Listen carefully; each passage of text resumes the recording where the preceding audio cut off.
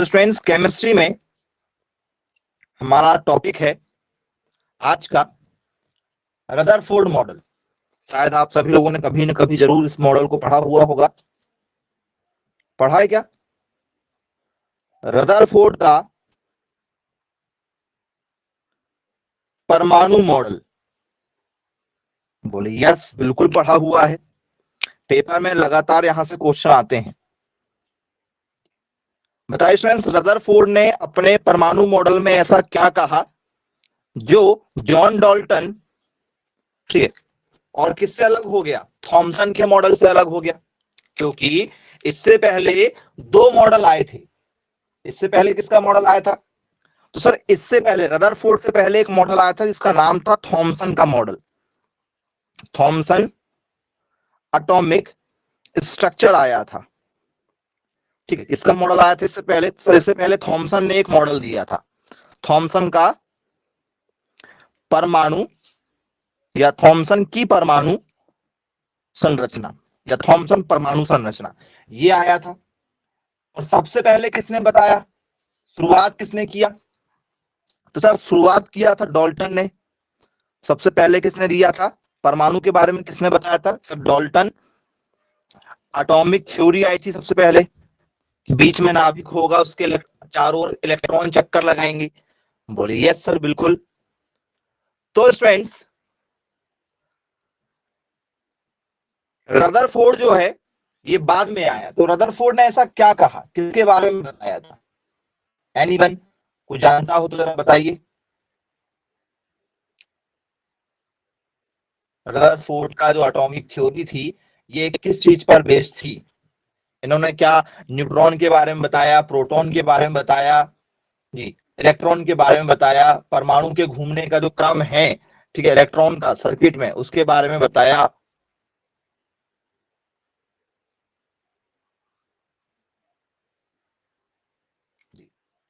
तो students point two point चर्चा करते हैं, ठीक है, ध्यान से समझिएगा। परमाणु के अंदर, हिंदी इंग्लिश दोनों में समझेंगे, परमाणु के अंदर के इलेक्ट्रॉन, परमाणु के अंदर के इलेक्ट्रॉन नाभिक के चारों ओर, नाभिक के चारों ओर लगातार घूमते हैं, लगातार घूमते हैं। क्योंकि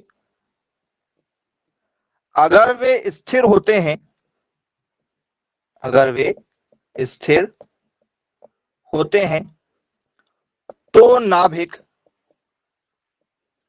तो नाभिक और इलेक्ट्रॉनों, नाभिक और इलेक्ट्रॉनों के बीच आकर्षण बल उन्हें, आकर्षण बल उन्हें नाभिक की ओर, नाभिक की ओर खींच लेगा। कैसा होगा स्टूडेंट्स? पॉइंट जरा समझिएगा क्या कहना चाह रहा। पूरा थ्योरेटिकल चीजें जो है वो रदरफोर्ड ने बताया। क्या है स्टूडेंट्स ये पॉइंट? तो सर पॉइंट ये है कि परमाणु के अंदर इलेक्ट्रॉन होगा। तो स्टूडेंट्स आपने देखा बीच में क्या चार्ज होता है? सर बीच में प्लस चार्ज होता है। और इसी प्लस चार्ज को क्या कहा जाता है? सर इसी प्लस चार्ज को कहा जाता है हमारा नाभिक। इसी को हम लोग क्या कहते हैं? इसी को हम लोग कहते हैं नाभिक, या इसी को हम लोग कहते हैं न्यूक्लियस। ये क्या है हमारा? सर ये हमारा न्यूक्लियस है। इसके चारों ओर कौन चक्कर लगा रहा है? इसके चारों ओर बोले इलेक्ट्रॉन चक्कर लगा रहे हैं। इसके चारों ओर कौन चक्कर लगा रहा है? सर इलेक्ट्रॉन चक्कर लगा रहे हैं। तो कोई इलेक्ट्रॉन इधर है, कोई इलेक्ट्रॉन इधर है, कोई इलेक्ट्रॉन इधर है, कोई इलेक्ट्रॉन इधर है, तो ये अलग अलग तरीके से चक्कर लगा रहे हैं। यदि ये सभी के सभी, जैसे मान चलो इसमें एक इलेक्ट्रॉन, दो इलेक्ट्रॉन, तीन इलेक्ट्रॉन, चार इलेक्ट्रॉन और यहाँ पांच यदि चक्कर लगा दें और ये धोखे से पांच के पांच एक जगह इकट्ठे हो जाए, तो एक जगह ये इकट्ठे हो जाए, जैसे मान चलो यहाँ दो होते हैं, ठीक है, तो उसमें यदि ये दोनों एक जगह हो जाए तो, या यहां पर मान चलो पांच हो जाए तो, ऐसे इकट्ठे हो जाए तो क्या होगा? तो सर ये फोर्स अपने पास में एकत्रित कर लेंगे, क्योंकि अगर वे स्थिर होते हैं तो नाभिक और इलेक्ट्रॉनों के बीच में क्या हो जाएगा, आकर्षण बढ़ जाएगा, एक दूसरे को अट्रैक्ट करेंगे, क्योंकि जब एक ही जगह पर होंगे तो क्या करेंगे, अट्रैक्ट होंगे। तो इससे क्या होगा, आकर्षण बल बढ़ जाएगा। इससे क्या हो जाएगा, आकर्षण बल बढ़ जाएगा, मतलब इंट्रैक्शन फोर्स जो होती है वो यहां पर बढ़ती हुई नजर हमें आएगी। ये स्टूडेंट्स किसने कहा था, रदरफोर्ड के परमाणु मॉडल ने कहा था कि भैया इलेक्ट्रॉन जो है बोले क्या करेंगे, गति करेंगे, रुकेंगे नहीं। इलेक्ट्रॉन कैसे रहेंगे सर, चलायमान रहेंगे, इलेक्ट्रॉन घूमते हुए नजर आएंगे। ये किसने कहा था सर, ये कहा था रदरफोर्ड ने कि इलेक्ट्रॉन घूमते हैं, इलेक्ट्रॉन कक्षा में तो है लेकिन कक्षा में कैसे हैं सर, चलायमान है, घूम रहे हैं, इलेक्ट्रॉन रुकते नहीं है। इसलिए आपने देखा होगा स्टूडेंट्स, क्या होता है, जैसे आप लाइट जला रहे हैं या स्टूडेंट्स आप क्या कर रहे हैं, टीवी देख रहे हैं, तो उसमें आपने रिमोट का यूज किया है या सेल वगैरह लगे हुए हैं स्टूडेंट्स, तो ये क्या है सर, उसमें इलेक्ट्रॉन फ्लो हो रहे हैं। बोले यस। तो क्या होगी डेफिनेशन, डेफिनेशन बनेगी इसकी, the electron inside the atom, the electron inside the atom revolve around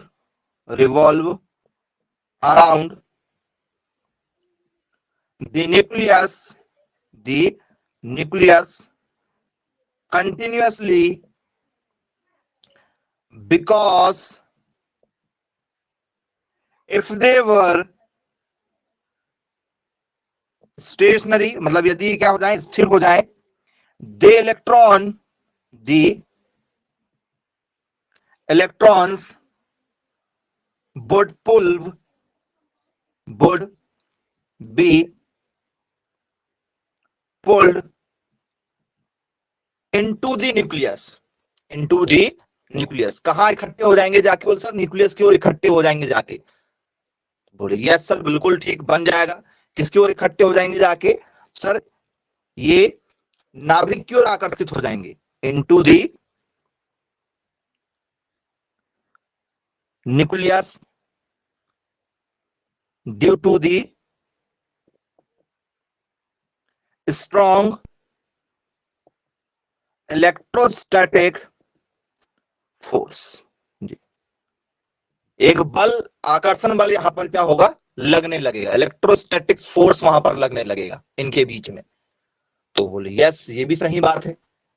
तो ये किसने कहा, तो सर ये रदरफोर्ड ने अपने मॉडल में कहा। रदरफोर्ड का जो मॉडल था वो इलेक्ट्रॉनों के गति पर डिपेंड था। तो बोले यस सर बिल्कुल ठीक, क्लियर है। तो फ्रेंड्स रदरफोर्ड से ही धीरे धीरे फिर किसने बनाया था अपना मॉडल, तो सर अफवाऊ का प्रिंसिपल आया था। इसी पर बेस धीरे धीरे कौन सा आया था सर, अफवाऊ का प्रिंसिपल निकला था। कैसे निकला था, तो फ्रेंड्स अफवाऊ पर भी आएंगे, लेकिन थोड़ी सी आपको यहां पर हिंट देंगे। आप ऐसा लिखते हैं 1 के साथ में ऐसा आएगा, 2 के साथ में ऐसा आएगा, 3 के साथ में ऐसा आएगा, ऐसा आपने बनाए थे क्या अफवाऊ प्रिंसिपल, जरा याद करो, बनाए थे हाँ या ना। बोले यस बिल्कुल बनाया था हमने इस तरीके से, 1s फिर 2s फिर 2p फिर 3s फिर 3p फिर 3d फिर 4s, ऐसे बनाए थे। बोले जी सर बनाया था। जिसे हम लोग शॉर्ट में क्या लिखते हैं सर, शॉर्ट में लिखते हैं कि 1 के साथ में क्या आएगा सर, एस आएगा, तो उसमें 2 इलेक्ट्रॉन आते हैं। 2 के साथ में भी कौन आएगा सर, एस और पी आएगा। 1 है तो एस अकेला, 2 है तो 2 लोग हैं, 3 है तो क्या सर, एस पी और डी होते हैं, 4 यदि है तो क्या होता है सर, एस पी डी और एफ होता है। ये इलेक्ट्रॉनों के भरने का तरीका है, इलेक्ट्रॉनों को फिल करने का क्या है, एक तरीका है। बोले यार सर एस पे मैक्सिमम कितने इलेक्ट्रॉन आते हैं, तो सर एस पे मैक्सिमम 2 इलेक्ट्रॉन आते हैं। जब भी हमें इलेक्ट्रॉन फिल करना होगा, एस कक्षा पर 2 इलेक्ट्रॉन फिल करते हैं। पी कक्षा पर कितने इलेक्ट्रॉन होते हैं सर, 6 इलेक्ट्रॉन फिल होते हैं। डी कक्षा पर 10 इलेक्ट्रॉन फिल होते हैं, और एफ कक्षा पर कितने होते हैं सर, 14 इलेक्ट्रॉन फिल होते हैं। तो स्टूडेंट्स जब इन इलेक्ट्रॉनों को फिल करना होगा, जैसे आपको मैं कहूं कि भैया मेरे पास में क्या लिखा सर, सोडियम है, सोडियम का एटॉमिक नंबर कितना होता है सर, 11 होता है। ये रदरफोर्ड के मॉडल से ही प्रेरित था, कौन सा, अफवाऊ मॉडल। इस मॉडल को जो अभी आपको बताया जा रहा है, इलेक्ट्रॉन को फिल करने का जो तरीका है, ठीक है। तो स्टूडेंट्स इसको आपको जो है वो थोड़ा सा, ठीक है, समझाने के लिए बता रहे हैं कि इससे रदरफोर्ड से इसने क्या लिया। तो ये कौन सा मॉडल था, ये हमारा था अफवाऊ प्रिंसिपल था। ये वाला मॉडल कौन सा कहता है, अफवाऊ सिद्धांत कहते हैं इसे, ठीक है। ये है वो लिखने का तरीका, इलेक्ट्रॉनों को फिल करने का तरीका। तो सोडियम यदि 11 तो क्या लिखेंगे सर, 1s2 लिखेंगे, बोले हाँ बिल्कुल बेसिक है सर। 2s2 लिखेंगे, बोले यस 2s2 लिखेंगे, 2s2 लिखेंगे। 2p क्या लिखेंगे सर, 2p6 लिखेंगे। फिर क्या लिखेंगे सर, 3s2 लिखना चाहिए, 3s2 लिखेंगे। लेकिन 11 है, जरा काउंट करके देखो, 2 2 4 6 10 और 2 12 हो गए सर, 11 ही लिखना है, 11 लिखना, तो क्या होगा, एस के ऊपर एक ही लिखा जाएगा। तो जब स्टूडेंट्स मुझे क्या बनाना होगा, रदरफोर्ड के मॉडल के अनुसार मैं क्या बनाना चाहूं, ऑर्बिट यदि बनाना चाहूं, तो बीच में क्या होगा सर, न्यूक्लियस होगा। इसके चारों ओर कौन चक्कर लगाएंगे सर, इलेक्ट्रॉन चक्कर लगाएंगे। तो सर ये पहली, जैसे ये बीच में न्यूक्लियस हो गया, ये बीच में न्यूक्लियस है, ये पहली कक्षा, ये दूसरी कक्षा, ये तीसरी कक्षा, ये चौथी कक्षा, ऐसी कक्षा बनेगी। जरा देखो स्टूडेंट्स, पहली वाली कक्षा मतलब वन वाली कक्षा, वन वाली पूरी रेंज, कितने इलेक्ट्रॉन है सर, 2। पहली वाली कक्षा में 2 इलेक्ट्रॉन, कहीं भी घूम सकते हैं वो, एक यहाँ एक यहाँ एक, कहीं भी दो दो रहेंगे इस कक्षा के अंदर, 2 लोग रहेंगे, कहीं भी रह सकते हैं। दूसरी वाली कक्षा में कितने लोग हैं, तो सर 6 और 2 8 लोग हैं। अब ये 8 लोग कैसे घूमेंगे, तो सर कहीं भी घूम सकते हैं, एक यहाँ घूम सकता है, एक यहाँ घूम सकता है, 2 हो गए, ये 3, ये 4, ये 5, ये 6, ये 7 और ये 8, कहीं भी घूम सकते हैं, वो अपने मर्जी के मालिक हैं, कहीं भी घूम सकते हैं। फिर 3 वाली रेंज में कितने हैं सर, एक ही इलेक्ट्रॉन, तो ये कहीं भी हो सकता है, यहाँ हो सकता है, यदि उसको यहाँ नहीं रहना तो वो यहाँ हो सकता है, यहाँ नहीं रहना उसको तो वो यहाँ हो सकता है, कहीं भी हो सकता है। लेकिन कब, उस रेंज पर होगा बस, ये तीसरे वाली रेंज में होगा। ये तीसरी वाली रेंज चल रही है, ये पहली, ये दूसरी, ये तीसरी, ये फर्स्ट, ये सेकंड और ये थर्ड, ये ऑर्बिट कहलाते हैं। तो यही चीज रदरफोर्ड ने कहा था। रदरफोर्ड ने क्या कहा था सर, रदरफोर्ड ने कहा था कि भैया कक्षाओं पर घूमेंगे अलग अलग, अलग अलग घूमेंगे, कोई यहाँ तो कोई उससे दूर, फिर कोई उससे दूर, पास पास में नहीं होंगे कि एक यहाँ तो दूसरा जस्ट उसके पास में, ऐसे नहीं होंगे, दूर दूर रहेंगे। लेकिन कितने रहेंगे, पहले में 2 रहेंगे, दूसरे में 6 रहेंगे, तीसरे में 10 रहेंगे, कैसे रहेंगे ये नहीं बता पाया था रदरफोर्ड ने, उसको और अपडेट करके फिर अफवाह ने बताया था कि भैया पहले वाले पे कितने रहेंगे सर, पहले वाले पे टोटल 2 रहेंगे, दूसरे वाले पे सर एस और पी के फॉर्मेट में 2 और 6 रहेंगे, टोटल मिला के 8 रहने वाले हैं। तीसरे वाले में कितने रहने वाले हैं, 18 रहने वाले हैं, 10 6 12 2 18 रहने वाले हैं। चौथे वाले में टोटल कितने रहने वाले सर, 32 रहने वाले। तो किसमें कितने इलेक्ट्रॉन फिल होंगे ये रदरफोर्ड ने नहीं बताया था। इलेक्ट्रॉन होंगे जो क्या करेंगे, गमन करेंगे, मतलब घूमते हुए नजर आएंगे, घूमते हुए नजर आएंगे। ये किसने कहा था सर, ये रदरफोर्ड ने कहा था। तो बोले यस सर बिल्कुल ठीक, क्लियर है। तो फ्रेंड्स रदरफोर्ड ने जो मॉडल अपना तैयार किया था, तो फ्रेंड्स इन्होंने अल्फा किरणों को गुजार कर ये चीजें देखा था, या बीटा किरणें या गामा किरणें। रदरफोर्ड ने अपना जो मॉडल तैयार किया उसमें किस किरणों के बारे में, ठीक है, बताया, और कौन सी किरणें थी जिसका उपयोग उसके द्वारा किया गया, बताइएगा। पेपर में पूछा जाता है क्या स्टूडेंट्स, वो अल्फा रेस थी, अल्फा रेस का स्कैटरिंग किया था, जो प्रकीर्णन किया गया था वो अल्फा का किया गया था, या स्टूडेंट्स बीटा रेस का किया गया था, बीटा किरणों का। इसने प्रैक्टिकल ये जो देखा ना कि इलेक्ट्रॉन अलग अलग घूमते हैं, तो वो अल्फा पे घूमते हैं कि बीटा रे के कारण देखा उसने, या उसने गामा रेस का प्रैक्टिकल किया था, किस किरणों का उसने यूज किया था।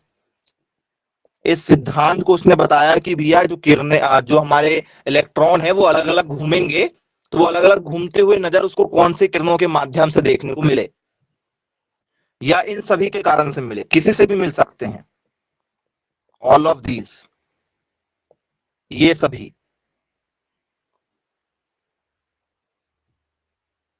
किस आंसर के साथ जाना चाहेंगे आप, देख लीजिए, बताइए।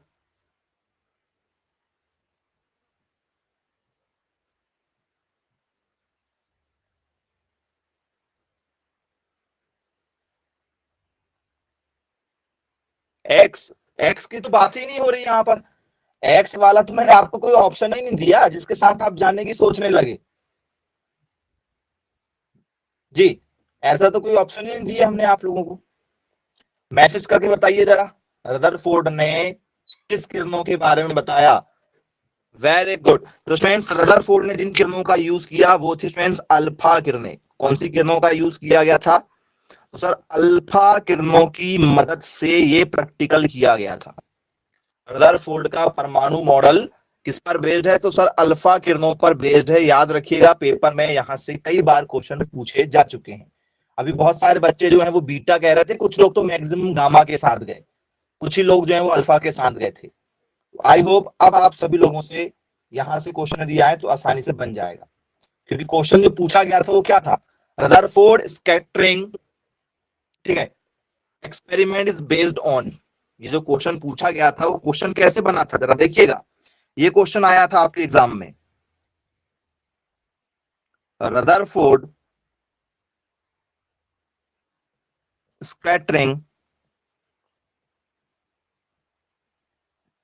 experiment is based on। Rutherford का प्रकीर्णन, रदरफोर्ड का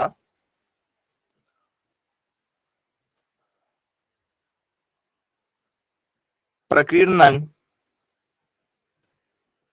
संभव है। रदरफोर्ड का जो प्रकीर्णन हुआ वो संभव है। किस पर संभव है बोले?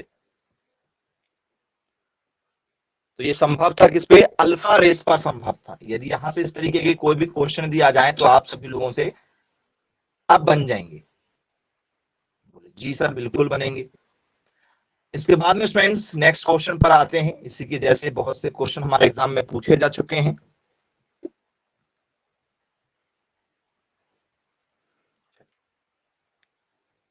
बहुत ही इंपॉर्टेंट क्वेश्चन, सोच समझकर जवाब दीजिएगा इस क्वेश्चन का आप सभी लोग। व्हाट इज द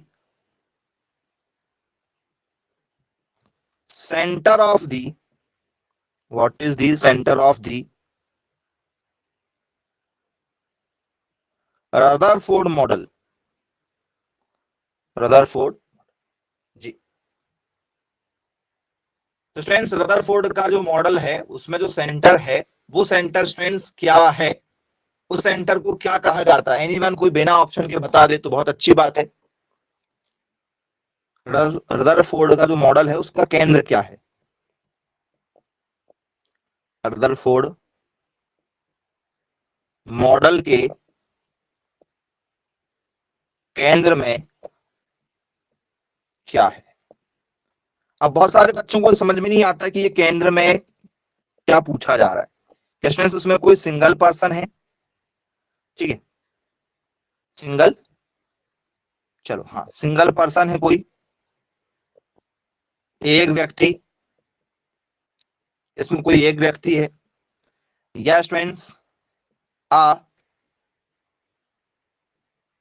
न्यूक्लियस, एक नाभिक है, या आ न्यूट्रॉन्स हैं, जी इसमें न्यूट्रॉन्स हैं, या डी मल्टीपल इलेक्ट्रॉन है, बहुत सारे इलेक्ट्रॉन है यहां पर, जी जी एकाधिक इलेक्ट्रॉन, मतलब एक से अधिक इलेक्ट्रॉन, जिसे एकाधिक इलेक्ट्रॉन के नाम से जाना जाता है। क्या होना चाहिए बताइए?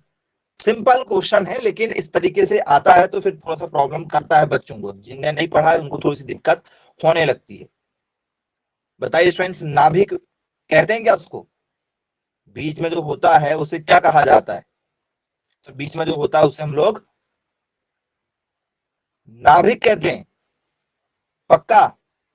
हाँ सर बिल्कुल। उसे क्या कहा जाता है सर? बीच में जो होता है सर उसे नाभिक कहा जाता है। यदि नाभिक ना भी मिले तो बीच में जो होता है उसे क्या कह सकते हैं? उसे हम लोग प्रोटॉन कह सकते हैं, प्रोटॉन भी कह सकते हैं। नाभिक और प्रोटॉन दोनों एक ही चीज है, दोनों अलग अलग नहीं है। इस बात का आपको ध्यान रखना पड़ेगा और उस हिसाब से आपको क्वेश्चन हैंडल करना होगा। बन जाएगा क्या? जी पेपर में दिया आप लोगों से रदरफोर्ड के एटॉमिक मॉडल पर बेस्ड कोई और भी क्वेश्चन दिया जाए इस तरीके के, तो मॉडल आपको समझ में आ गया है, सारी चीजें क्लियर हो जाएंगी, कोई डाउट तो नहीं किसी के मन में?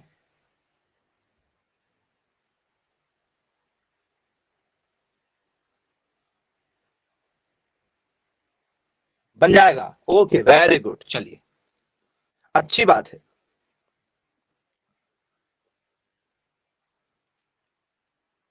चलिए क्वेश्चन यदि ऐसा आ जाए, who was the inventor of atomic theory? जी,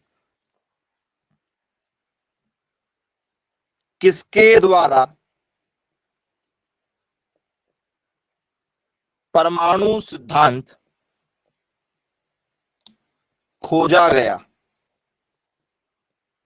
खोजा किसके द्वारा, किसने परमाणु सिद्धांत की खोज की? तो स्टूडेंट्स पहला ऑप्शन है हमारा रदरफोर्ड, दूसरा ऑप्शन है हमारा madam Curie, madam Curie, C option students हमारा जॉन डॉल्टन, ऑप्शन डी है हमारा स्टूडेंट्स अल्बर्ट आइंस्टाइन। किस आंसर के साथ जाना चाहेंगे जरा मैसेज करके बता दीजिए। हाँ बस यही हम सुनना चाह रहे थे कि कहीं जल्दबाजी में गड़बड़ तो ना हो जाए। Option A, okay very good बेटा वेरी गुड, ऑप्शन ए के साथ जाएंगे रदरफोर्ड। और कोई? Option C. तो आपके एग्जाम में यदि स्टूडेंट्स क्वेश्चन इस तरीके से यदि पूछ लिया जाए कि भैया किसने खोजा, तो स्टूडेंट्स पहली बार परमाणु के बारे में किसी ने खोजा था, तो स्टूडेंट्स वो कौन थे सर? वो थे हमारे जॉन डॉल्टन। जॉन डॉल्टन ने पहली बार इसके बारे में बताया। अब ये रदरफोर्ड कौन है? यदि आपसे पेपर में पूछ लिया जाए कि भैया रदरफोर्ड ने क्या किया, तो फिर मैसेज करके बता दो जरा रदरफोर्ड ने क्या किया।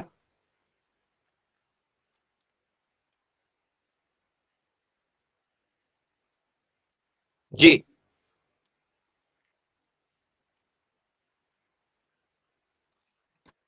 एनीवन यदि आप जानते हैं तो बताइए रदरफोर्ड ने क्या किया। रदरफोर्ड ने क्या किया सर? रदरफोर्ड ने इलेक्ट्रॉन कैसे घूमेंगे उसके बारे में बताया, इलेक्ट्रॉनों के बारे में बताया कि भैया बीच में नाभिक होगा, उसके चारों ओर क्या करेंगे, इलेक्ट्रॉन घूमेंगे, और जो इलेक्ट्रॉन घूमेंगे, ठीक है, वो आपस में क्या होंगे, अलग अलग होंगे, घूमेंगे भी और साथ में कैसे होंगे सर? अलग अलग होंगे। पता चले कि एक साथ बंच में हो जाए, तो सर बंच में यदि हो जाएंगे बोले तो उसमें आकर्षण बल लगने लगेगा, इस कारण से वो सब क्या रहते हैं, अलग अलग घूमते हैं इलेक्ट्रॉन। ये किसने कहा था सर? रदरफोर्ड ने कहा था। इन सभी चीजों को आपको जो है वो पहले क्या करना होगा, एनालिसिस करना होगा। तो जॉन डॉल्टन इसका जो है राइट आंसर बनेगा। बोले चलो ठीक है भाई, क्लियर है, ये क्वेश्चन भी आप लोगों से बन जाएगा, पेपर में दिया आता है तो। जी, अब इसके बाद में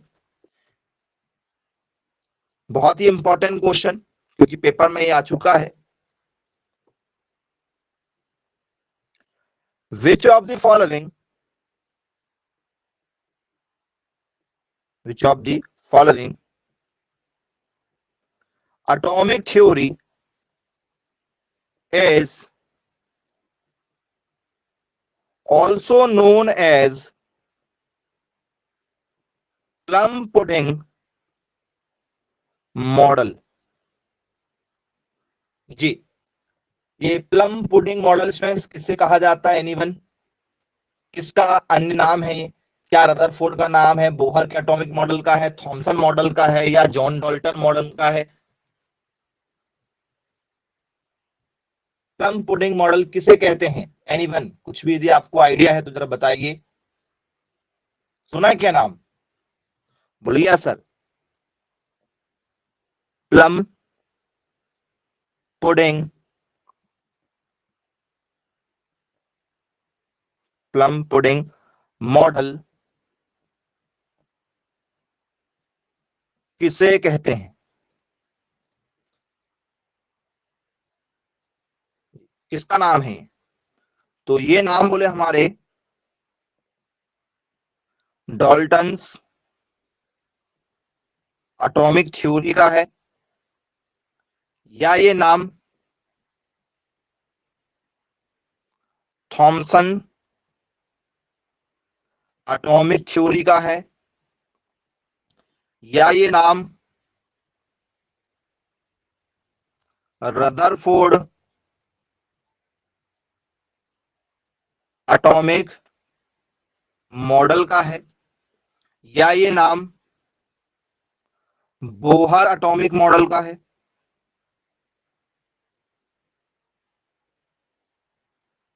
किसका है ये नाम? सोच समझकर जवाब दीजिएगा।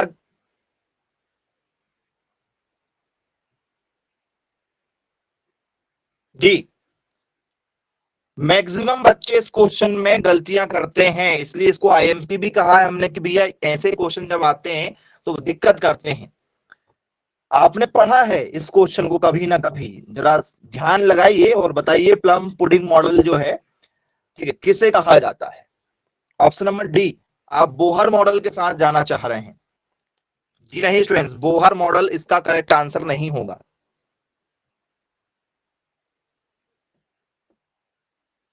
क्या होना चाहिए? तो स्टूडेंट्स रदरफोर्ड के साथ जाना चाह रहे हैं?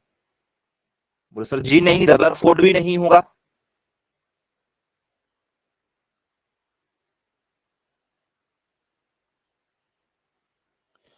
जी, थॉमसन मॉडल है स्टूडेंट्स। कौन सा मॉडल है सर? थॉमसन मॉडल को हम लोग किस नाम से जानते हैं सर? थॉमसन मॉडल को ही प्लम पुडिंग मॉडल कहते हैं। क्यों कहते हैं इसको प्लम पुडिंग मॉडल? क्यों कहा जाता है? थॉमसन ने किसके बारे में बताया था बच्चों? एनीवन? सर थॉमसन ने किसके बारे में बताया था? सर थॉमसन ने इलेक्ट्रॉन की खोज की थी, और इलेक्ट्रॉन कैसे घूमेंगे वो रदरफोर्ड ने बताया था। रदरफोर्ड ने बाद में बताया। पहले कौन आया था सर? पहले थॉमसन मॉडल आया था। तो थॉमसन का जो परमाणु सिद्धांत था, थॉमसन ने इलेक्ट्रॉन की खोज की थी। किसकी खोज की थी सर? इलेक्ट्रॉन की खोज की थी। बोले यस सर, बिल्कुल ठीक है। तो कैसे होगा? जैसे मानते हो फ्रेंड्स, यहां पर कोई एक क्या है हमारा, मान चलो पॉजिटिव चार्ज है, कोई हमारा न्यूक्लियस है, यहाँ पर बीच में मान चलो नाभिक है, उसके चारों ओर कहीं भी यहां यहां ये इलेक्ट्रॉन चक्कर लगा रहे हैं, ये इलेक्ट्रॉन चक्कर लगा रहे हैं। तो स्टूडेंट्स प्लम पुडिंग मॉडल, या इसी को क्या हम लोग जो है तरबूज मॉडल के नाम से भी जान सकते हैं? क्या क्या ये तरबूज मॉडल है? तरबूज में भी तो ऐसे ही होता है, बीच में गूदा होता है, उसके चारों ओर जो बीज होते हैं, क्या इसे तरबूज मॉडल भी कहते हैं?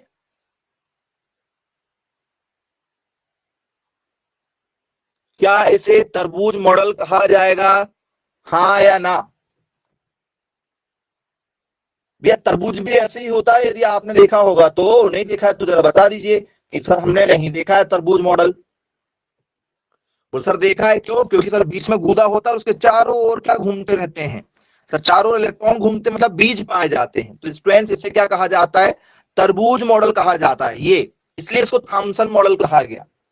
रदरफोर्ड क्यों नहीं कहा गया? रदरफोर्ड ने इलेक्ट्रॉन कैसे घूमेंगे, थॉमसन ने कहा कि भैया इसके चारों ओर इलेक्ट्रॉन घूमेंगे, ये इलेक्ट्रॉन घूम रहे हैं,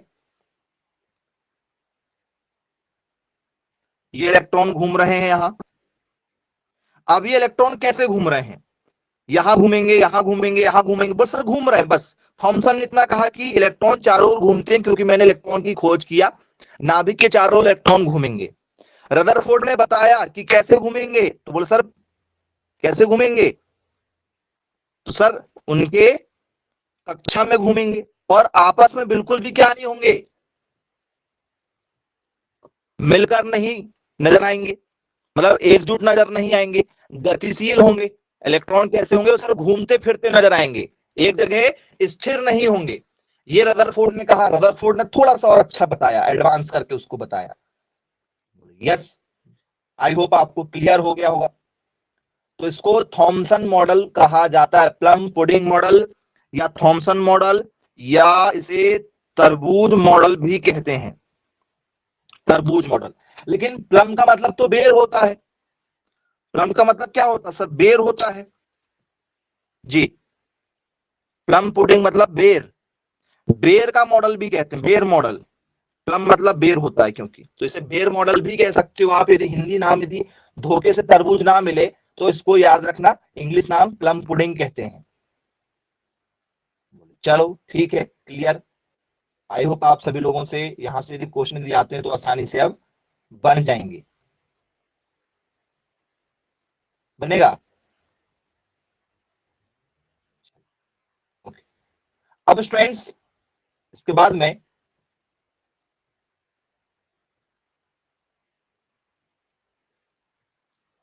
ये हमारे तो मॉडल हो गए, ठीक है। रदरफोर्ड मॉडल हो गया, जॉन डॉल्टन मॉडल हो गया, क्योंकि जॉन डॉल्टन ने केवल परमाणु के बारे में बताया, क्योंकि ये परमाणु होंगे छोटे छोटे मॉलिक्यूल से मिलकर बनते हैं, छोटे छोटे मॉलिक्यूल से मिलकर बनते हैं, महीन पार्टिकल जिसे हम हमारी नग्न आंखों से आसानी से नहीं देख सकते, उनके बारे में इन्होंने क्या किया, बताया। बोले यस। तो फ्रेंड्स, ये जो हमारा स्ट्रक्चर ऑफ एटम है,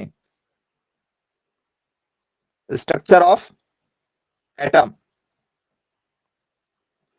परमाणु की जो संरचना है, उस संरचना में क्या होता है, जैसे आपने स्टूडेंट्स ऑक्सीजन देखा होगा, कार्बन डाइऑक्साइड देखा है, हाइड्रोजन देखा है, सोडियम देखा है। तो स्टूडेंट्स कोई भी एलिमेंट यदि आपने देखा, जैसे हम लोग बात करें नाइट्रोजन की या ऑक्सीजन की बात कर लेते हैं, ऑक्सीजन, ऑक्सीजन का नंबर 8 होता है, और वजन कितना होता है ऑक्सीजन का? सर ऑक्सीजन का वजन होता है 16। ये ऑक्सीजन है जिससे हम लोग सांस लेते हैं, वो वाला ऑक्सीजन है। तो स्टूडेंट्स मान चलो बीच में क्या है, ऑक्सीजन है, ये बीच में ऑक्सीजन है। तो स्टूडेंट्स इसके चारों ओर जो चक्कर लगाएंगे, इस ऑक्सीजन में बीच में क्या होगा सर? बीच में न्यूक्लियस होगा। इसके चारों ओर जो चक्कर लगाएंगे वो क्या होंगे सर? इलेक्ट्रॉन होंगे, इस पर माइनस चार्ज होगा। यहाँ पर बीच में क्या सर? प्लस चार्ज, जिसे हम लोग क्या कहते हैं सर? प्लस चार्ज वाले को हम लोग कहते हैं क्या? प्रोटॉन कहते हैं। जो बीच में प्लस चार्ज है उसका नाम क्या होगा सर? बीच में जो प्लस चार्ज है उसका नाम होता है प्रोटॉन, जिसे हम लोग न्यूक्लियस भी कहते हैं। सर बीच में प्रोटॉन होगा, चारों ओर कौन घूम रहे हैं? चारों ओर इलेक्ट्रॉन घूम रहे हैं। बोलिए सर। अब न्यूट्रॉन कहां होगा? तो सर यहाँ इसके जो खाली जगह है, प्रोटॉन के आसपास की जो खाली जगह है, यहाँ पर क्या मौजूद होता है सर? यहीं पर इसी के साथ में न्यूट्रॉन भी होता है। यहीं पर क्या होता है? न्यूट्रॉन भी होता है। बोले जी सर, बिल्कुल ठीक, क्लियर है। तो स्टूडेंट्स, इलेक्ट्रॉन, प्रोटॉन और न्यूट्रॉन, ये तीनों चीजें मौजूद होती हैं किसी भी तत्व में।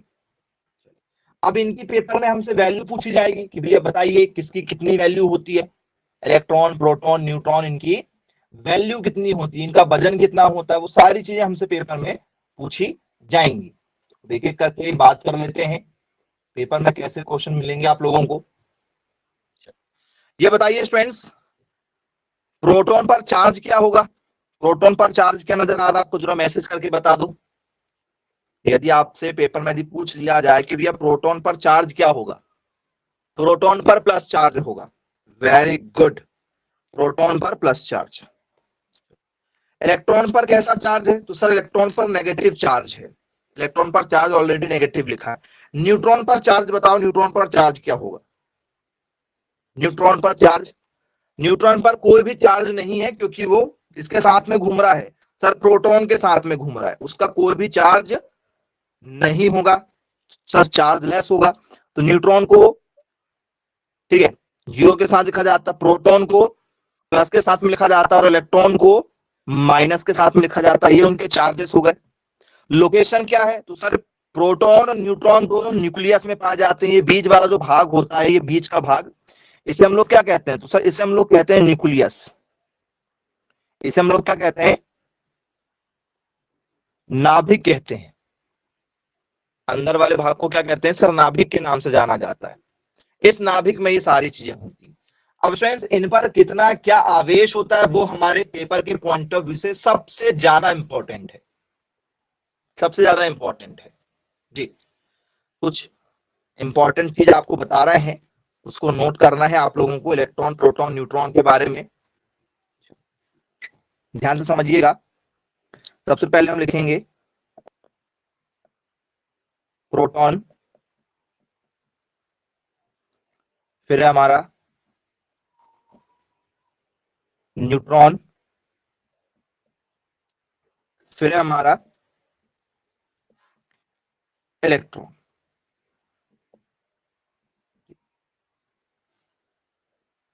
अब इसमें फ्रेंड्स जो चीजें पूछी जाएंगी स्ट्रक्चर ऑफ एटम में, उस पर हम जरा डिस्कस करेंगे आप लोगों से पॉइंट टू पॉइंट। आपसे पेपर में सबसे पहले क्या पूछा जाएगा स्टूडेंट्स? इनका मास कितना होता है? मास, यदि आपसे पेपर में इनका मास दिया जाए, वजन जी, प्रोटॉन का यदि आपसे क्या जाए, मास जाए, मास, मास मतलब वजन, वो भी किलोग्राम में, जिसे हम लोग क्या कहते हैं, जिसे हम लोग बोलते हैं द्रव्यमान। प्रोटॉन का द्रव्यमान कितना होता है बच्चों? जरा मैसेज करके बताओ। तो आपने सभी लोगों ने पढ़ा होगा, प्रोटॉन का द्रव्यमान होता है 1.67 गुणित 10 की घात -27। पढ़ा है क्या ऐसा कुछ? 1.67 इंटू 10⁻⁻27। बोले हाँ जी बिल्कुल पढ़ा है। न्यूट्रॉन का क्या होता है सर? प्रोटॉन के साथ में न्यूट्रॉन बैठा हुआ है, ये उसी के साथ में बैठा था ना अंदर, तो वजन सेम ही होगा 1.67 इंटू 10⁻⁻27। और यूनिट क्या होगी सर? किलोग्राम। यूनिट क्या है? केजी में है ये आंसर। बोले यस। इलेक्ट्रॉन का वजन कितना होता है? यदि आपसे इलेक्ट्रॉन का वेट पूछ लिया जाए, इसका वेट क्या होता है किलोग्राम में, जरा बताइए, मैसेज कीजिए। तो स्टूडेंट्स इसका वेट होता है 9.1 इंटू 10⁻⁻31 केजी, 9.1 गुणित 10 की घात -31 केजी। ये इसका क्या है सर? द्रव्यमान है। बोले यस, बन जाएगा। यदि द्रव्यमान यदि आता है तो ये द्रव्यमान वाली वैल्यू आपको पता होनी चाहिए, तो आपका ठीक है ये क्वेश्चन राइट हो जाएगा। अदरवाइज फ्रेंड्स आपको यहाँ पर जो है वो बहुत ज्यादा दिक्कत जाएंगी। अब ये द्रव्यमान था। अब यदि स्टूडेंट्स आप लोगों से इस पर आवेश पूछ लिया जाए, आवेश जिसको हम लोग कहते हैं चार्ज, आवेश। प्रोटॉन पर जो चार्ज होता है कैसा होता है सर? प्रोटॉन पर तो प्लस चार्ज होता है, न्यूट्रॉन पर तो कोई चार्ज ही नहीं होता, न्यूट्रॉन तो जीरो ही होता है। इलेक्ट्रॉन पर कैसा होता है सर? माइनस होता है। तो फ्रेंड्स ये वैल्यू के साथ भी होगा, ये वैल्यू के साथ भी होगा। क्या वैल्यू होती है? चार्ज की, आवेश की। वो भी किसमें? आवेश होना चाहिए किसमें? कूलॉम में। किसमें होना चाहिए? कूलॉम में होना चाहिए। बताइए क्या आंसर लिखेंगे आप कूलॉम में? सर आंसर होता है इसका 1.6 गुणित 10 की घात -19 कूलॉम। किसमें लिखा जाता है आंसर? कूलॉम में लिखा जाता है। तो ये प्लस में आंसर होता है कूलॉम का, और ये वाला आंसर किसमें होता है सर? माइनस में होता है। बस फर्क यही है कि ये प्लस में होगा, ये किसमें होगा सर? माइनस में होगा। बाकी यूनिट वही कूलॉम, जिसे हम लोग सी से इंडिकेट करते हैं। किससे दर्शाते हैं? सी से दर्शाते हैं। तो ये वैल्यू भी हमारे पेपर में कई बार पूछी जा चुकी है। यदि एग्जाम में दिया जाए तो आप सभी लोगों से बनना चाहिए। बन जाएगा क्या? देख लीजिए।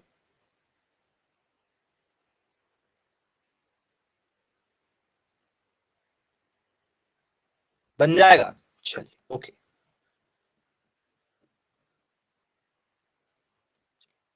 अब क्वेश्चन जरा देखिएगा।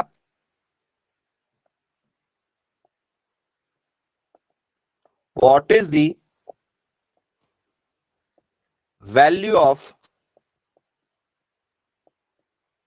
Neutron in boron? जी, बोरॉन में न्यूट्रॉनों की संख्या, बोरॉन में न्यूट्रॉनों की संख्या होगी, बोरॉन में न्यूट्रॉनों की संख्या कितनी होगी? क्या स्टूडेंट? 4 होगी, 6 होगी, 7 होगी या स्ट्रेंथ 3 होगी? कितने न्यूट्रॉन होते हैं स्टूडेंट, जरा बताइए बोरॉन में?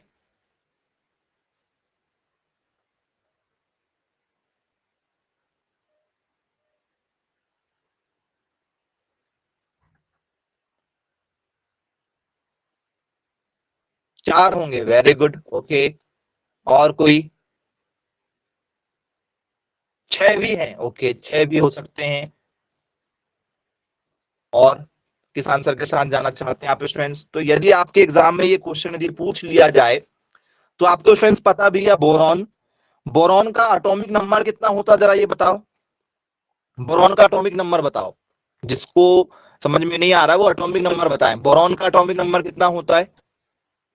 यदि आपने पीरियोडिक टेबल पढ़ा हुआ होगा तो आपको पता है, हाइड्रोजन लिखा जाता है, ठीक है, लिथियम लिखा जाता है, सोडियम लिखा जाता है, पोटेशियम लिखा जाता है, फिर उसके बाद में यहाँ पर क्या लिखते हैं, मैग्नीशियम लिखते हैं, फिर क्लोरीन लिखते हैं, और उसके साथ में स्टूडेंट्स फिर यहाँ पर क्या लिखा जाता है सर?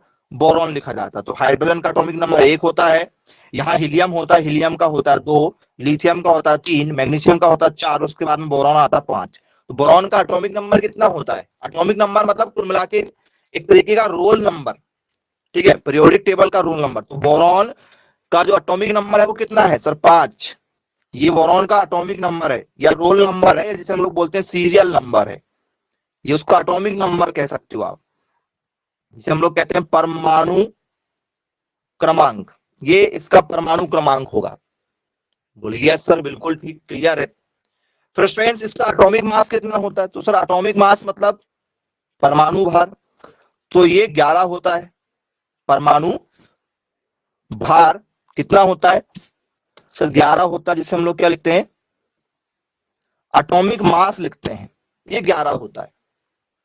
तो अब यदि आपसे पेपर में यदि पूछ लिया जाए स्टूडेंट्स, तो ये एटॉमिक नंबर को क्या कहते हैं सर? एटॉमिक नंबर को हम लोग कहते हैं प्रोटॉन। जो एटॉमिक नंबर होता है उसी को कहा जाता है प्रोटॉन। और जो एटॉमिक नंबर होता है, जो एटॉमिक नंबर होता है उसी को प्रोटॉन कहते हैं, जो एटॉमिक नंबर होता है उसी को इलेक्ट्रॉन कहते हैं। इसी को इलेक्ट्रॉन भी कहा जाता है, इसी को इलेक्ट्रॉन भी कहा जाता है। बोले चलो ठीक है, क्लियर भाई, मान लिए। तो ये ऊपर वाले में से, ऊपर वाले में से यदि ये नीचे वाले को माइनस कर दे, ठीक है, क्योंकि प्रोटॉन है और प्रोटॉन यहां भी होता है, न्यूट्रॉन भी होता है, ये प्रोटॉन और न्यूट्रॉन दोनों होते हैं। परमाणु भार जो होता है उसमें प्रोटॉन भी होता है और उसमें न्यूट्रॉन भी होता है।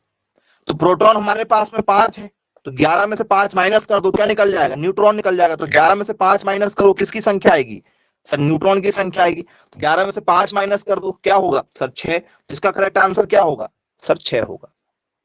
न्यूट्रॉनों की संख्या कितनी हो जाएगी? 6 हो जाएगी। बोले चलो बन जाएगा पेपर में यदि आता है तो। अब यही क्वेश्चन में स्टूडेंट्स यदि हम बोरॉन हटा के क्या कर दें,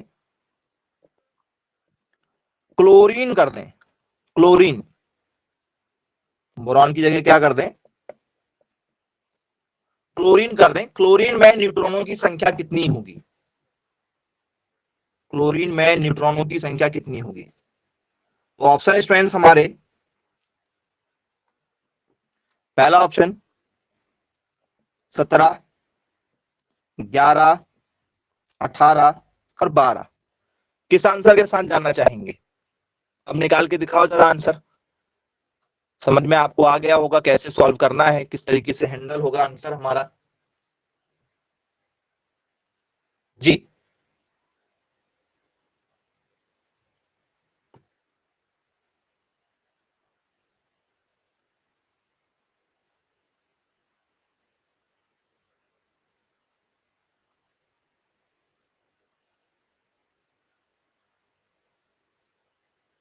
ऑप्शन नंबर सी के साथ जाना चाहेंगे? ओके, और कोई जो ऑप्शन सी वाला हो? चलिए ऑप्शन सी के साथ जा रहे हैं, और सभी लोग ऑप्शन सी। चलिए ऑप्शन सी हमारा राइट आंसर होगा। ऑप्शन सी कैसे होगा? राइट आंसर में आएगा। वो सर कैसे? तो स्टूडेंट्स, क्लोरीन जो होता है नमक में पाया जाता है, NaCl। NaCl मतलब नमक होता है, उसमें जो Cl होता है, जैसे सुना है ना आपने NaCl, तो ये वही वाला Cl है। Cl मतलब क्लोरीन। तो क्लोरीन का जो रोल नंबर है वो कितना है? एटॉमिक नंबर कितना है क्लोरीन का? सर क्लोरीन का जो एटॉमिक नंबर है वो है 17। क्लोरीन का एटॉमिक नंबर 17 है और एटॉमिक मास कितना है सर? Atomic mass 35। यदि आपसे न्यूट्रॉन पूछ लिया जाए तो न्यूट्रॉनों की संख्या कितनी होगी सर? 35 में से 17 को माइनस कर दो, जो भी माइनस होकर निकल कर आएगा उसी को हम लोग क्या कहते हैं? उसी को हम लोग न्यूट्रॉन कहते हैं, उसी को न्यूट्रॉन कहा जाता है। बोले जी बिल्कुल बन जाएगा, पेपर में दिया आता है तो। अब यदि आपसे न्यूट्रॉन ना पूछ के क्या पूछ लिया जाता? आपसे इलेक्ट्रॉन पूछ लिया जाता है कि भैया बताइए इसमें इलेक्ट्रॉन कितने हैं? What is the value of electron in chlorine? कितने इलेक्ट्रॉन होंगे? इलेक्ट्रॉनों की संख्या बताइए।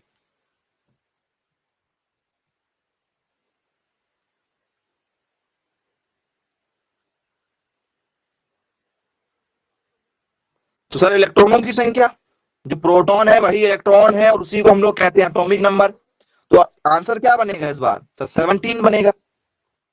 इलेक्ट्रॉनों की संख्या क्या हो जाएगी सर? 17 हो जाएगी। यस, बिल्कुल ठीक, क्लियर है। अब स्टूडेंट्स इसके बाद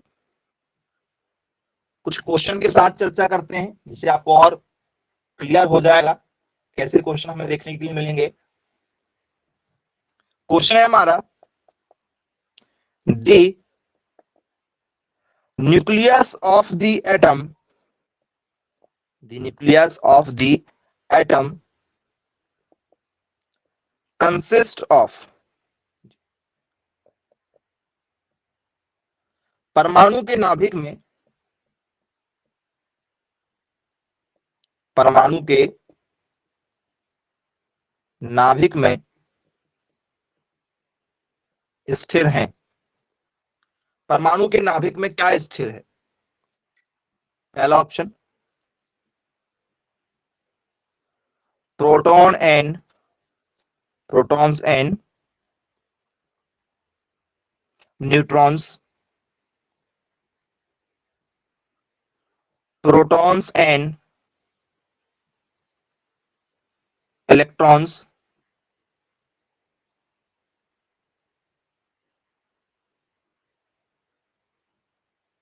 प्रोटॉन,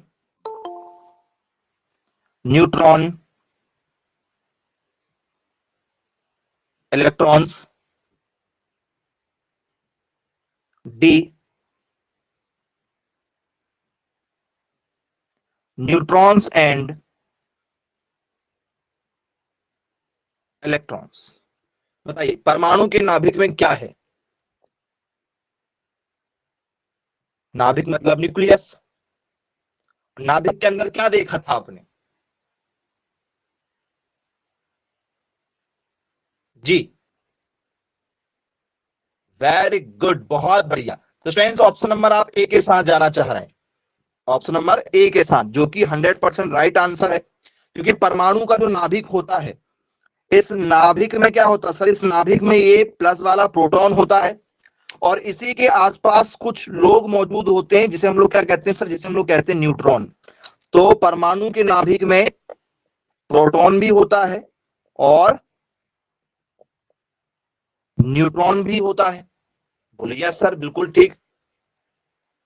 अब स्टूडेंट्स यही क्वेश्चन मैं आपसे, स्टूडेंट जो प्रोटॉन है, बीच में जो प्रोटॉन होता है, जो प्लस चार्ज होता है, इसकी त्रिज्या कितनी होती है? आया है पेपर में। The radius of an atomic nucleus, atomic nucleus is of the order, is of the order of, जी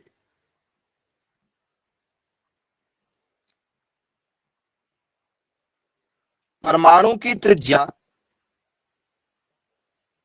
होती है, परमाणु की त्रिज्या होती है।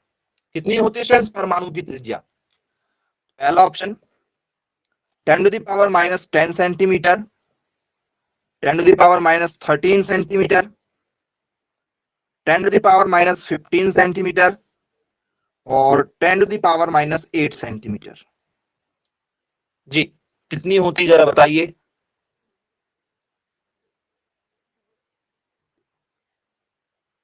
किस आंसर के साथ जाना चाहते हैं आप?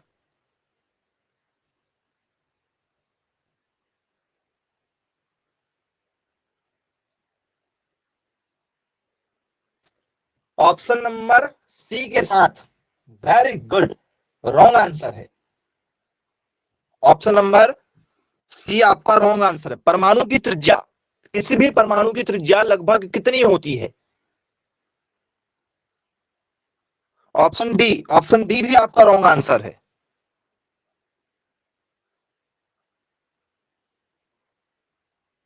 ऑप्शन ए भी आपका रॉन्ग आंसर है। ऑप्शन बी हमारा जो है वो राइट आंसर है। 10⁻⁻13 सेंटीमीटर के आसपास में स्टूडेंट्स क्या होती है हमारी, रेडियस होती है। बोले जी सर बिल्कुल ठीक, बन जाएगा, पेपर में भी पूछा जाएगा तो